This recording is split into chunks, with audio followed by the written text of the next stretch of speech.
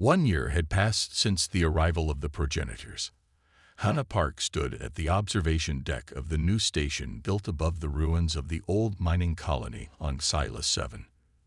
The massive structure, now called Beacon Memorial Station, had become humanity's most important diplomatic outpost practically overnight. Below, the transformed landscape glittered with lights from the research facilities and diplomatic buildings that had sprung up like flowers after rain. What had once been a forgotten mining operation on the edge of known space was now the center of a new galactic order. "Commander Park," a voice called from behind her. Hannah turned to see John approaching, a data tablet in his hand. He still looked at her with that mix of awe and uncertainty that had become familiar over the past year. Everyone did. "The Andromeda delegation has arrived for the anniversary ceremony," John reported. "They've brought gifts for the Remembrance Hall." Hannah nodded, touching the small crystal pendant at her neck, a replica of the beacon that had changed everything. Sometimes she still had nightmares about that day, about being the last one alive as the Vrax cut through the colony's defenses, about dying, because she had died. For 3 minutes and 42 seconds, by medical standards, the progenitors had brought her back, the only one they could save. They had told her it was because she had been the one to activate the beacon, creating a connection that could follow back to her consciousness. "The council representatives are asking if you'll speak at the main ceremony," John added hesitantly. Hannah turned back to the viewport, looking up at the stars where the massive progenitor vessel had vanished 6 months ago. They had not stayed, but neither had they truly left. The permanent gateway near Jupiter served as both promise and warning to the galaxy at large. "I'll speak," she said quietly. "Someone should remember them as people, not just as symbols." The memorial had 52 names carved in luminescent crystal, all those who had died at the mining colony before the progenitors arrived. Hannah had insisted their personal stories be included, not just their service records. Director June's love of ancient Earth music, Engineer Minji's collection of stones from every world she had visited, the small details that made them human. From the observation deck, Hannah could see 3 Vrax ships moving in careful formation around the station's perimeter. Not as predators now, but as guardians. The progenitors had kept their word about correcting rather than destroying the once feared species. The Vrax now served as intermediaries between the older and younger races, their predatory instincts redirected toward protecting interstellar harmony. "Has there been any word?" John asked, following her gaze to the stars. Hannah knew what he meant without clarification. Everyone asked the same question. When would the progenitors return? What were their long-term plans? "No," she replied. "Just the regular transmissions through the gateway." Those transmissions had transformed human society more profoundly than first contact with alien life had a century earlier. Advanced medical techniques that could cure almost any disease, engineering principles that defied conventional physics, history lessons about human origins that rewrote every religious and scientific text. Humanity, once merely one species among thousands in the galactic concord, now stood as intermediaries between their ancestral guardians and the younger races. The political balance had shifted overnight, creating both opportunity and danger. "Admiral G's ship has entered orbit," John noted, checking his tablet. "She's requesting permission to come aboard early." Hannah smiled faintly. The Admiral had been the first high-ranking official to treat her as a person rather than a miracle or a tool after her revival. "Tell her she's always welcome." A small craft passed the viewport, heading toward the planet's surface. A delegation from one of the frontier worlds seeking technology exchange agreements. Such requests came daily now that humanity had been gifted with generations of advancement in a single moment. "The diplomatic corps wants your input on the Saldane proposal," John added, scrolling through his notes. "And there's a message from Earth Central about the new education protocols." Hannah nodded absently, but her attention had drifted to a small blinking light near the edge of the Jupiter gateway. The monitoring systems always detected energy fluctuations there, signs that something was watching from the other side. "They're still watching, aren't they?" Jun asked, following her gaze. Hannah touched the beacon replica at her neck. She could feel it sometimes. A faint warmth, a sense of presence. The progenitors had left part of themselves with her when they restored her life. Not just physical changes, but a connection she couldn't fully explain. They always were, she answered softly. We just didn't know it yet. Beyond the viewport, stars shimmered against the void. Somewhere out there, ancient eyes were watching their children take their first steps into a larger universe. The distress signal had been answered. The guardians had come, and nothing would ever be the same again. The Grand Council chamber had been designed to impress visitors with the majesty of the Galactic Concord, a vast circular room with 300 seats arranged in rising tiers, each accommodating a representative from a member species. For centuries, this room had hosted debates that shaped the fate of civilizations. Today, however, the chamber felt small. High Chancellor Mina Jin sat at the central podium, trying to maintain her composure. The being who called himself Sung stood in the center of the chamber, seemingly unimpressed by the gathering of the most powerful individuals in known space. We thank you for accepting our invitation, Mina said, her voice carrying through the perfect acoustics of the room. Though she had practiced these words for hours, they still felt inadequate. Sung inclined his head slightly.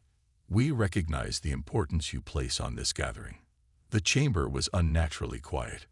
Many representatives had refused to attend in person, participating instead through secure holographic connections. Fear was palpable in the air. You have made claims about humanity's origins, Mina continued, claims that have profound implications for the balance of power in our shared galaxy. The Council requests elaboration. Sung's eyes, those unsettling eyes that seemed to shift color with his thoughts, swept across the gathered representatives. Humans were among our earliest creations, he explained, his voice carrying those strange harmonics that made translators struggle. Your biological templates were designed to adapt quickly to environmental pressures. Earth was but one colony of many, isolated from the others as part of our observation protocols. Representative Yun of the Tanaki Federation leaned forward. And the other human worlds you claim to have seeded, where are they? Some thrived. Some failed. Some were found by others before we could return. Sung's gaze lingered on the Vrax representative, who sat unnaturally still in his seat. The beacon your mining officer activated was designed for true emergencies only. A direct line to us. Mina noticed how the Vrax representative seemed almost paralyzed, though no restraints were visible. 4 days had passed since the progenitor ship had arrived at Silas 7, and the reports from the quarantined Vrax ships were disturbing. Something fundamental was being done to the predatory species. You speak of yourselves as creators, said Representative Ta from the Planetary Alliance. Are you claiming to be gods? A sound like gentle laughter came from Sung. No, we are simply older. When our civilization reached its peak, yours had not yet begun. We seeded life when we found this galaxy empty of conscious thought. And now, Mina asked, what are your intentions toward the Concord? Sung moved to the center of the chamber where a holographic display activated at his approach. A three-dimensional map of the galaxy appeared, with thousands of points illuminated across its spiral arms. These are the worlds where our beacons rest, Sung explained. Many remain undiscovered. Many are on planets not yet explored by your kind.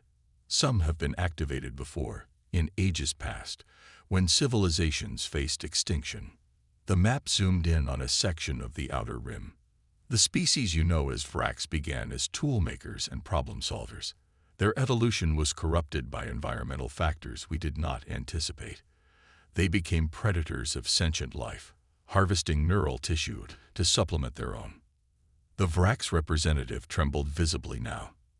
And you intend to, what? Punish them? Asked Representative Yun. We intend to correct them. Sung replied simply. Their predatory instincts can be redirected. Their hunger for neural complexity can be satisfied through synthetic means. The implication sent a wave of whispers through the chamber. If the progenitors could fundamentally alter the biology of an entire species, you must understand our concern, Minna said carefully. Your power appears to be far beyond anything we have encountered. Many here fear what this means for their sovereignty. Sung's expression softened slightly. Fear is understandable, Chancellor, but unnecessary. We have not come to rule. We have come to restore balance. The display shifted to show images from the mining colony on Silas 7. The bodies of the human colonists have been placed in crystalline containers that seem to preserve them perfectly. Hannah Park and her companions will be returned to human space for proper honors, Sung continued. Their sacrifice will be remembered, and humanity's place among the younger races will be restored to what it should have been. After the official session ended, 78 leaders from the most powerful civilizations met in a secure chamber deep beneath the council building. There were no recordings here, no official minutes. They can rewrite biology at will, said the Morendal Prime with barely controlled panic. If they can change the Vrax, they can change any of us. Minna looked around the room, seeing the same fear in all eyes. We need to understand what this means for the power structure of the Concord, said Representative Ta. If humans truly are their children, what does that make the rest of us? No one had an answer. The age of certainty had ended the moment the progenitors arrived. Director Da Kim of the Galactic Concord Diplomatic Corps had seen many strange things during his 30 years of service, but nothing like the scene unfolding before him on Silas 7. His ship had landed 2 kilometers from the mining colony, at the edge of the safe zone established by Admiral G's military vessels. Even from this distance, the massive ship hovering above the planet dominated the sky like an impossible star. Are you sure about this, Director? Asked his security chief, Jin, checking her sidearm for the 3rd time since landing. Kim nodded, eyes fixed on the colony buildings ahead. The Concord must establish communication. Something historic is happening here. Their small team of 5 moved across the dusty terrain toward the colony. Observation drones floated above, transmitting everything back to the fleet. The mining facility looked intact from the outside. No signs of the Vrax attack that had reportedly killed all 53 colonists. But the silence was unnerving. Movement ahead, Jin whispered, raising her hand to halt the group. A figure emerged from the main entrance, tall, humanoid, and moving with fluid grace that seemed almost like dancing. As it approached, Kim felt his breath catch. The being looked nearly human, but with subtle differences that created a profound sense of the uncanny. Its skin had a faint luminescence, and its proportions were just slightly wrong. Limbs a bit too long, head slightly too large for its frame. Greetings, Kim said, stepping forward as the being stopped 10 meters away. I am Director Da Kim of the Galactic Concord. We come in peace and wish to understand your presence here. The being regarded him with eyes that seemed to shift color like an aurora. When it spoke, its voice carried harmonics that made the translator struggle. We know who you are, Director Kim of the Concord. We have watched your civilizations grow. The being's gaze shifted to each member of the team. You may call me Sung. It is as close to my designation as your language can manage. Kim gestured toward the colony. May we ask why you have come to this place? Follow, Sung said simply, turning back toward the facility. Inside, the colony told a different story. The signs of violence were evident, scorch marks on walls, dried blood on floors. But there were no bodies. Instead, other beings like Sung moved through the corridors, scanning walls and collecting small samples. Where are the colonists? Jin asked. They have been recovered, Sung replied. They will be honored. Sung led them to the control room. Here, more of his kind worked at stations, interfacing somehow with colony technology without touching it. In the center of the room stood a pedestal where a strange octahedral device pulsed with soft blue light. The beacon, Sung explained, approaching it. This is what called us. Kim stepped closer, fascinated. Our reports indicated an artifact was discovered here. Is this yours? It is ours. Placed on 12,000 worlds across this galaxy's spiral arms. A connection to us, should our children ever face extinction. Jin tensed beside Kim. Your children. Sung's expression shifted into something like a smile, but not quite. Humans, Director Kim, among others. The implication struck Kim like a physical blow. Are you saying humans are? We seeded this galaxy long ago. Sung continued, touching the artifact with long fingers. The species you call human was among our earliest successes. Earth was one colony of many. We scattered you across stars to see how you would develop. Ambassador Lee, who had remained silent until now, stepped forward. Why did you leave us alone for so long? It is our way. We watch, we wait. We intervene only when the beacon calls. Sung's gaze moved to a dark stain on the floor. Officer Hannah Park activated it as the Vrax breached this room. Her final act was courage. Through the windows, Kim could see the Vrax ships still suspended in orbit, held in some kind of stasis field. And the Vrax? Kim asked carefully. What will happen to them? Sung's expression darkened. They have hunted sentient species across 17 systems. This violates the oldest laws of our making.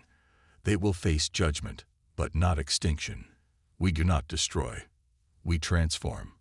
On the main console, images appeared, star charts, technologies, biological systems, scrolling too fast for human eyes to process. What is this? Kim asked. Knowledge. Sung replied. For humans, it is time you reclaimed your heritage. Kim felt the weight of history shifting around him. In the space of a day, humanity's place in the galaxy had fundamentally changed. These beings, these progenitors, had just elevated humans from newcomers to inheritors. The Concord Council will want to meet with you, Kim said, trying to maintain diplomatic protocol despite his awe. Sung nodded. We will speak to them. But first, we must tend to our lost children. He gestured to the stain on the floor. Hannah Park will be remembered. She called us home. Admiral Taji had served in the Galactic Concord for 32 years. She had seen strange things in that time. New species making first contact, stars going supernova, even the occasional space anomaly that defied explanation. But nothing had prepared her for what appeared on the main view screen of Monitoring Station 7. Can you confirm these readings? She asked, her voice steady despite her racing heart. Lieutenant Kang nodded, his fingers flying over the controls. Confirmed, Admiral. The energy signature is unlike anything in our database. It's massive. The holographic display showed the Xylus system, where 3 days earlier they had logged the loss of another mining colony to Vrax predation, a standard tragedy in frontier space. But now something was happening there that was anything but standard. A tear had opened in space near Xylus 7. Not a natural phenomenon. The edges were too precise, the energy patterns too ordered. A wormhole, but unlike any wormhole technology known to the Concord. Are the Vrax ships still in the system? G asked. 5 harvesters, Admiral. They appear to be maintaining orbit around the colony. Wait. They're moving, changing formation to approach the anomaly. G leaned forward, watching as the Vrax ships, predatory and dangerous even to Concord military vessels, arranged themselves in an attack pattern. Whatever was happening, they saw it as a threat. The tear in space widened. Something began to emerge. What in all the stars is that? Whispered an ensign at the back of the room. The vessel, if it could be called a vessel, defied easy description. It seemed to bend light around it, its hull shifting between states of matter in ways that shouldn't be possible. Its size became apparent only when the computer added scale markers to the display. The largest Concord battleship would be a mere escape pod compared to this behemoth. Are they broadcasting? G asked. Kang shook his head. No signals detected on any. Wait. He pressed his hand to his earpiece. Something's coming through. On all frequencies simultaneously. audio and visual. On screen, Jai ordered. The image that appeared showed a being that looked almost human, but with proportions that seemed subtly wrong. Its skin had a faint luminescence, and its eyes. Jai caught her breath. Its eyes held depths that seemed to go on forever. "We have come for our children," the being said, its voice resonating with harmonics that made the translator stutter. The beacon was activated. "Send a message," Jai ordered. "Identify us as Galactic Concord. Ask their intentions." Before Kang could comply, new information flooded the displays. "Admiral, reports coming in from 17 systems. This message is being broadcast everywhere. And the Vrax ships." He paused, checking readings. "The Vrax ships have gone dark. All systems offline. They're just floating." On a secondary screen, G watched as the Vrax harvesters, the most feared predators in known space, drifted powerless. The species that had terrorized the frontier for centuries had been neutralized without apparent effort. "Get me the High Council," G said quietly, "and prepare my ship. We're going to Xylus 7. The journey took 6 hours at maximum burn. By the time Admiral G's command vessel entered the Xylus system, 3 Concord science ships had already arrived, maintaining a respectful distance from both the massive unknown vessel and the disabled Vrax ships.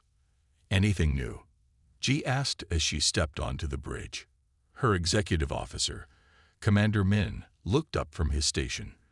"The vessel has deployed smaller craft to the surface. And there's something else, Admiral. The Vrax ships aren't destroyed. They're in some kind of stasis. Life signs are stable but inactive."